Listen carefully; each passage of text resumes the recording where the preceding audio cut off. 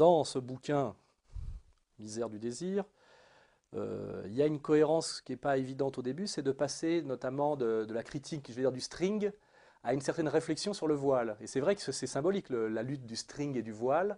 Et déjà, ce qu'on peut, d'emblée, ce qui peut être étonnant, c'est par exemple que les féministes, d'un seul coup, voient le désir qu'ont certaines filles de porter le voile, qui est d'ailleurs souvent un bandana, comme une régression incroyable par rapport au combat d'émancipation des femmes.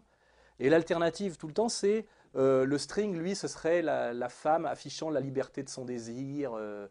Or, l'honnêteté féministe, si on veut se mettre sur le terrain du féministe, on sait très bien qu'il y a dans la manipulation, la mise en scène de la nudité de la femme, une réduction de la femme à un objet de désir, avec derrière toute la brutalité de mettre les fesses en avant plutôt que les yeux. Alors que là, on peut peut-être faire remarquer que vouloir porter le voile, c'est peut-être vouloir qu'un homme regarde d'abord en une femme l'être humain.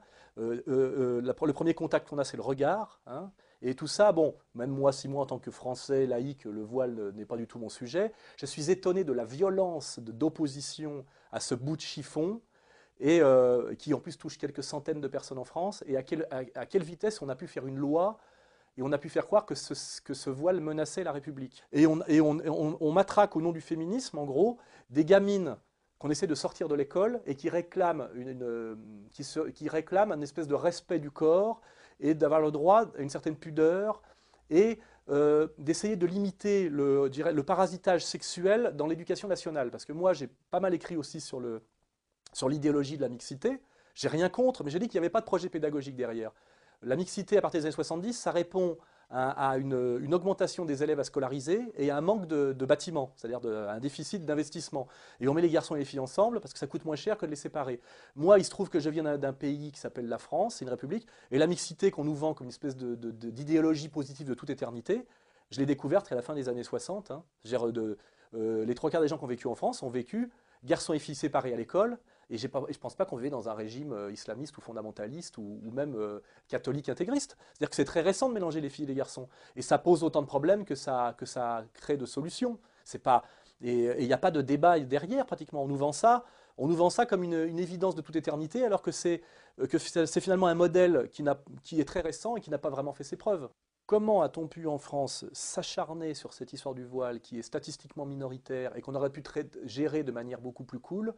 On aurait vraiment dit qu'il y avait la volonté d'aller au clash, et d'ailleurs qu'il y avait même l'espoir d'une radicalisation, on va dire, des musulmans sur ce sujet, qui d'ailleurs n'a pas eu lieu, c'est-à-dire que c'est un peu le coup à rater, et qu'il y a vraiment on sent vraiment qu'il y a derrière une exportation via cette histoire de loi sur le voile de ce qu'on appelle la stratégie du conflit de civilisation, qui est la stratégie boucho-sioniste en ce moment.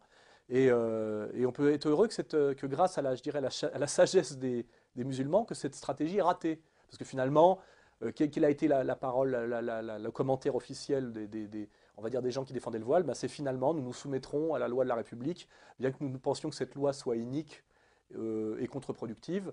Et, euh, et tant mieux, mais je veux dire, on a vraiment l'impression qu'aujourd'hui, il y a des minorités agissantes, il y a des lobbies qui poussent, on va dire, à la ratonnade. Hein. C'est-à-dire qu'il y a, enfin, c'est assez on voit bien qu'aujourd'hui, le bouc émissaire a changé, qu'aujourd'hui, c'est le maghrébin, et que on a empêché pendant 20 ans ou 25 ans, on va dire le français, le bon gaulois de se plaindre de la délinquance, qui était maghrébine, mais qui était surtout de la délinquance, c'est-à-dire dont le modèle était le noir américain du ghetto et le voyou, ce qui n'a pas grand-chose à voir avec l'islam, que je sache.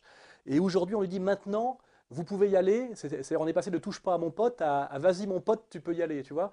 Et c'est les mêmes qui nous ont interdit de nous plaindre des délinquants sous prétexte qu'ils étaient maghrébins, ce qui était très ambigu, comme s'il y avait un lien direct entre Maghreb et délinquance.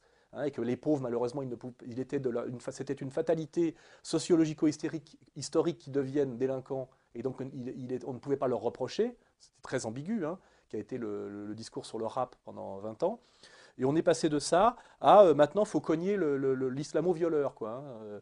Et c'est les mêmes qui nous ont interdit de nous plaindre du délinquant, qui nous disent aujourd'hui que c'est devenu un islamo-violeur, à savoir en gros le PS. Hein, on est passé de touche pas à mon pote à ni pute ni soumise. C'est les mêmes derrière. Donc la question que je me pose dans le livre, c'est pourquoi est-on passé si vite d'une communication qui s'est inversée à 180 degrés? D'ailleurs, je vous pose la question.